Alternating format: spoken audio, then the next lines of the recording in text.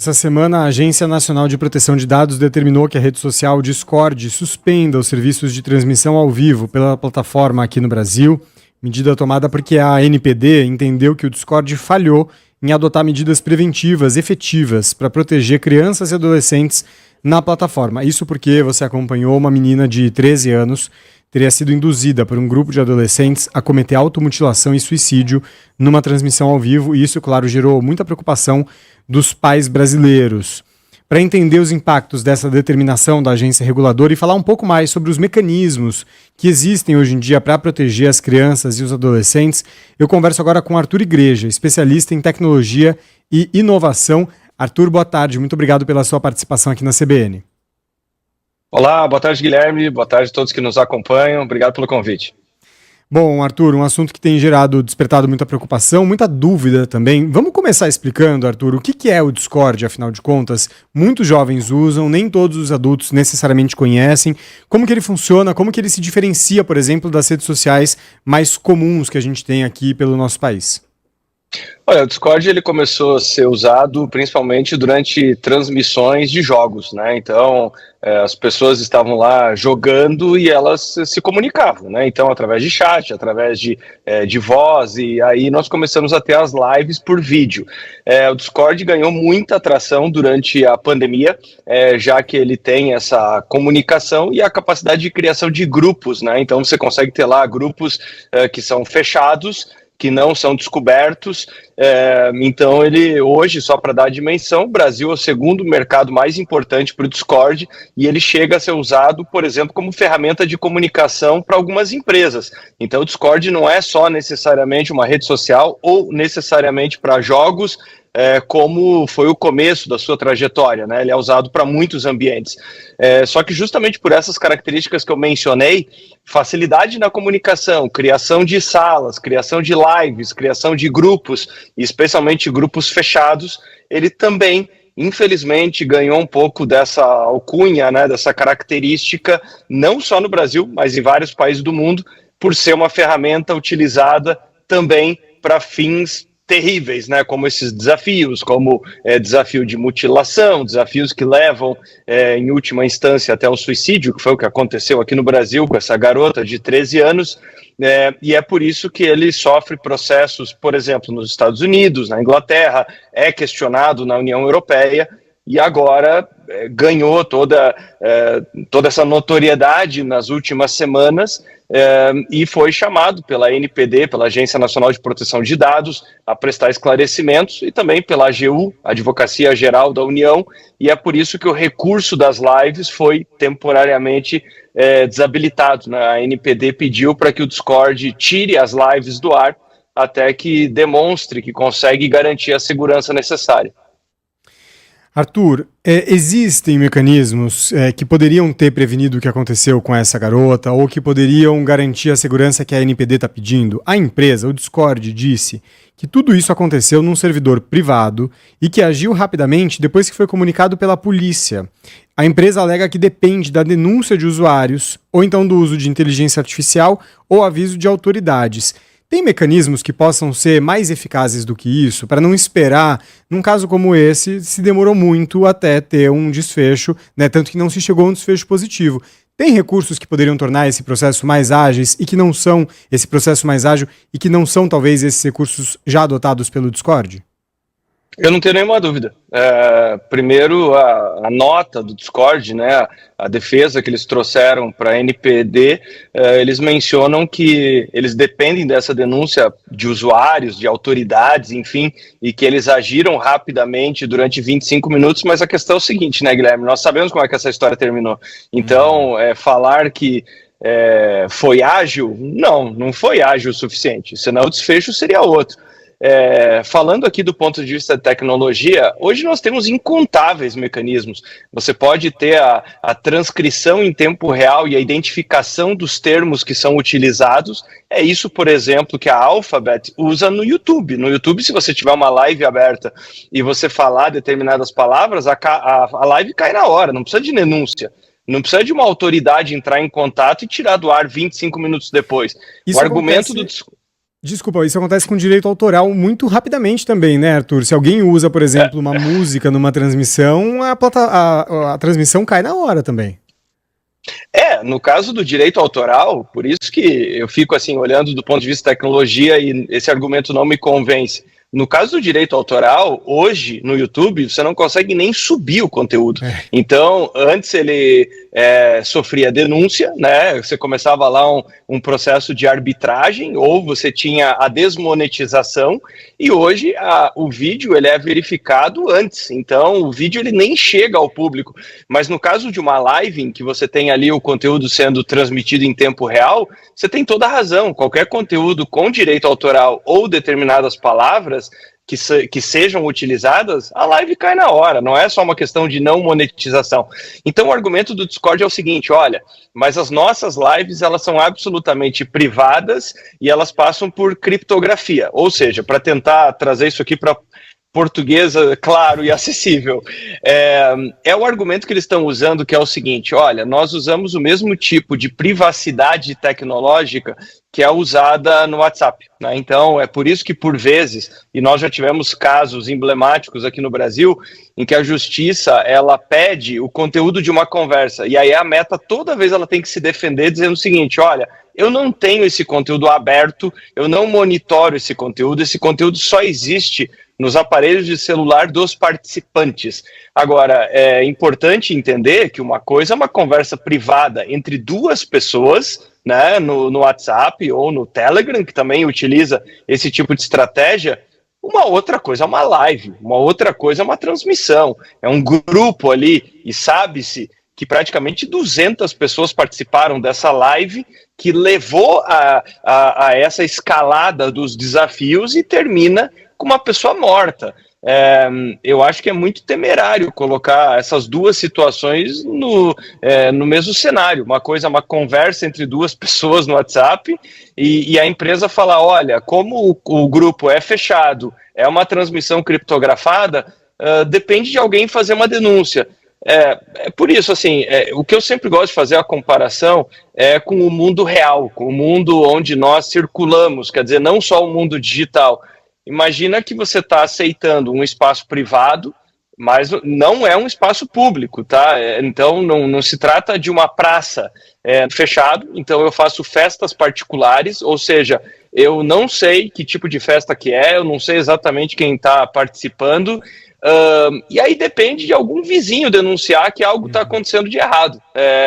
A nossa segurança, ela não consegue identificar se está acontecendo uma pancadaria, se está acontecendo um crime. Veja, no mundo real, difícil imaginar que alguém concordaria com isso, né? Dizendo que tem lá um lugar que você pode alugar ele, você abre uma festa, e aí pode tudo e depende de uma denúncia. Agora, por alguma razão, tem pessoas que associam isso no mundo digital a exercício da liberdade de expressão. Até porque, né, Arthur, tem um outro ponto que é o seguinte, quando as pessoas estão usando esses servidores, eu pelo menos, pode me corrigir se eu estiver fazendo uma interpretação errada, mas eu entendo que a pessoa que está ali naquele servidor, ela está buscando o que está acontecendo ali dentro. Então ela, de uma certa forma, é claro que se espera que ela tenha o bom senso de que se as coisas estão passando de algum limite, se algo começa a ser feito infringindo uma lei, se espera de fato que a pessoa faça a denúncia que deve ser feita. Mas nesse contexto que a gente está falando, a gente também não pode descartar a possibilidade de que as pessoas tenham entrado nesse servidor buscando verem o que elas estavam vendo. Portanto, não vai partir delas uma denúncia, né, Arthur?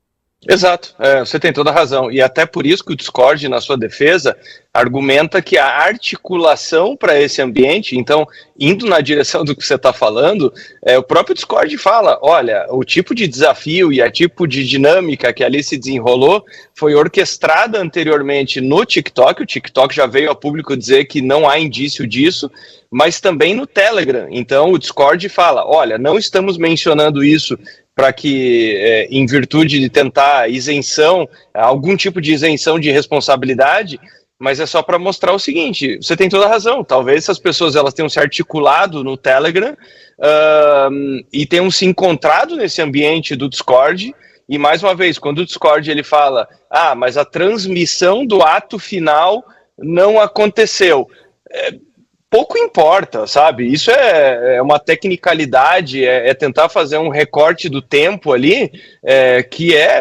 assim, é absolutamente ingênuo, é uma coisa banal. A questão não é essa, a questão é avaliar que, de fato, essas pessoas encontraram meios permissivos o suficiente, com lacunas de segurança, e que foi uma falha catastrófica. Então o Discord pede para tratar isso como um evento absolutamente isolado, mas volto a salientar, basta ver o tipo de processo que eles estão sofrendo nos Estados Unidos desde 2025, o processo no Reino Unido, são situações muito parecidas. Uhum. Sem falar na frieza desse argumento, né, Arthur? Essa garota de fato cometeu suicídio, ainda sendo transmitido ou não na plataforma. Isso aconteceu e destoa muito do discurso, inclusive, convido os nossos ouvintes depois a lerem, no Jornal Globo de hoje tem uma entrevista com um representante, o vice-presidente de Segurança e Confiança do Discord no Brasil, Jude Hoffman, e ele fala sobre as falhas que aconteceram nesse processo, ele reconhece que houve falhas, mas disse que o combate a atores mal intencionados deve ser feito de forma colaborativa entre as redes sociais, enfim, tem também esse outro lado da explicação do Discord disponível no Jornal Globo de hoje. Entre esses pontos que o Discord argumentou, Arthur, nos últimos dias, eles falam sobre a questão da verificação da idade dos usuários. Eles dizem que quando não tem uma verificação conclusiva da idade do usuário, para evitar que menores de idade usem e estejam lá acessando conteúdos indevidos, eles dizem que a conta é submetida ao que eles chamaram de restrições padrão aplicáveis ao público adolescente. O que isso significa na prática? É eficaz? Eles estão conseguindo monitorar a idade das pessoas que estão acessando cada tipo de conteúdo no Discord? Olha, o que eles estão querendo dizer aqui é o seguinte, que pode ter uma margem, ou seja, não há certeza absoluta sobre a idade de um determinado indivíduo, então eles aplicam uma determinada barreira de filtro, né? Então, se eles não conseguem garantir que é um maior de idade ou um menor de idade, eles atribuem que, por default, a pessoa que está acessando terá as restrições de adolescente. É mais ou menos, trazendo aqui para o mundo físico, é como se, olha, a pessoa chegou até o nosso estabelecimento sem documento, eu não sei se é maior ou menor de idade, na dúvida não vou vender bebida alcoólica. Então é mais ou menos por aí, para traçar um paralelo. Se é suficiente, claro que não, senão não teria acontecido o que aconteceu, né? Então, para além do que aconteceu, nós sabemos que tinha ali a interação com maior de idade, nós sabemos que tinham as pessoas assistindo, quer dizer, foi um desastre completo. E não é uma para garantir essa verificação Exato. De idade, né, Arthur? Não, e além dos recursos, nós temos que lembrar do ECA Digital, né? Sim. Que isso está no ECA Digital, a verificação contínua da idade, ou a criação de uma conta em alguma plataforma que o faça. Então, o ECA Digital também, infelizmente, foi criado ali no momento em que tivemos um debate que ganha temperatura, ganha comoção nacional, e foi impressionante o quanto que o ECA foi aprovado rapidamente. Então, o que eu quero dizer com isso é o seguinte, parece que nós estamos constantemente agindo de forma atrasada e por incentivos grotescos. Foi assim com o ECA, está sendo agora assim também com o Discord. Bom, Arthur, para a gente fechar a nossa conversa, tem mensagem aqui dos nossos ouvintes, os pais, mães responsáveis acabam ficando preocupados, né, quando uma situação como essa, ainda que eventualmente seja um caso fora da curva, mas isso acaba chamando atenção, acaba gerando uma preocupação, tem gente mandando mensagem aqui criticando muito o aplicativo, se dizendo inseguro com ele. Quais são as formas que hoje em dia os pais, mães, os responsáveis têm para conseguir se cercar de recursos para garantir que as crianças e os adolescentes estejam usando mecanismos seguros, estejam protegidos da forma que for possível? Porque a gente sabe, é o que eu falei mais cedo aqui, a criança às vezes está no quarto usando um computador sem o acompanhamento do pai ou da mãe, ou mesmo que não seja isso, está na escola usando um aplicativo, não tem ali alguém de olho no que está acontecendo. O que tem hoje em dia à disposição dessas pessoas que estão nos ouvindo para que eles possam ter pelo menos a tranquilidade de que eles estão fazendo tudo o que eles podem para aumentar a segurança dessas pessoas? Olha, o ponto número 1 são os controles parentais. Então, o próprio Discord tem isso, só que nós temos que reconhecer que hoje, quer dizer, não é hoje, né? Isso é uma coisa eterna. Nós temos uma assimetria intimidade com a tecnologia, né, os mais jovens, na média, tendem a ser mais exploratórios, a ter mais curiosidade, a trocarem ideia entre si. Então, o que eu quero dizer com isso? Imagina que a pessoa está lá na escola, um colega chega e fala, olha, você já ouviu falar de tal plataforma?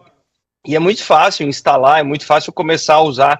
Então, os pais precisam se certificar disso, né? Quais são os aplicativos, quais são os sites, quais são os ambientes, e verificar se dentro desses ambientes que os filhos utilizam, se tem alguma espécie de controle parental. Dentro do Discord, por exemplo, os pais podem definir se a criança ou se o adolescente, porque, afinal de contas, o Discord pode ser usado a partir dos 13 anos de idade, que é uma idade crítica, né? Uma idade bastante sensível, se, por exemplo, os pais autorizam interação com usuários desconhecidos.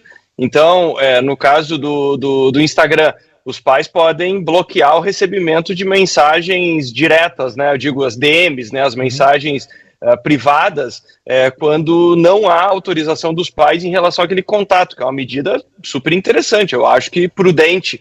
Então, acho que o ponto de partida, é saber que tipo de aplicativo que usa, porque se os pais nem sabem que aplicativo que usa, que dirá conseguir configurar, conseguir também se inscrever. Então, eu acho que passa também por esse letramento, pelos pais também fazerem esse dever de casa.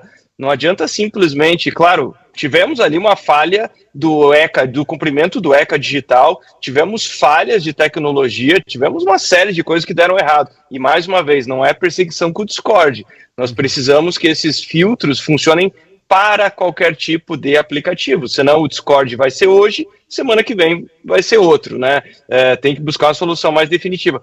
Mas os pais também precisam se educar em relação a essas plataformas, precisam estar presentes em alguma medida, não pode simplesmente acreditar que até que algo de ruim não aconteça, tudo está indo bem. Para arrematar, eu vi comentários, por exemplo, nos últimos dias, de alguns pais falando, mas tem controle de idade, quando meu filho acessou, apareceu lá uma verificação. Tudo bem, mas quantas outras coisas não foram checadas? E não quer dizer que se deu certo para o seu filho, ele não é a amostragem da população, né? Então é perigoso quando as pessoas têm essa interpretação de aqui em casa está funcionando perfeitamente, então não há motivo para se preocupar. Tá errado, né? Uma interpretação que visivelmente, inclusive, é muito egoísta, né? Sim, é um assunto muito mais amplo, né? Uma discussão muito mais ampla do que isso. Só para a gente fechar, trazer aqui a informação dos últimos minutos para os nossos ouvintes. O Discord disse para a NPD que não consegue cumprir em 3 dias úteis a determinação de suspender transmissões ao vivo e outros recursos em vídeo da plataforma. Eles tinham até segunda-feira, né, para colocar isso em prática. Eles enviaram um pedido de reconsideração, pedindo a revogação da medida e também questionando a competência da NPD para impor essa suspensão.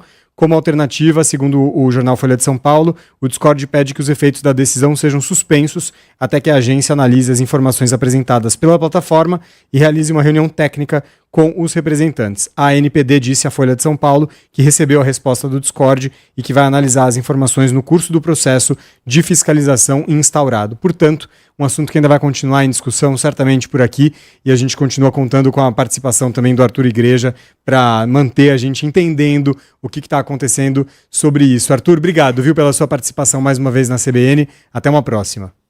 Até a próxima, bom final de semana.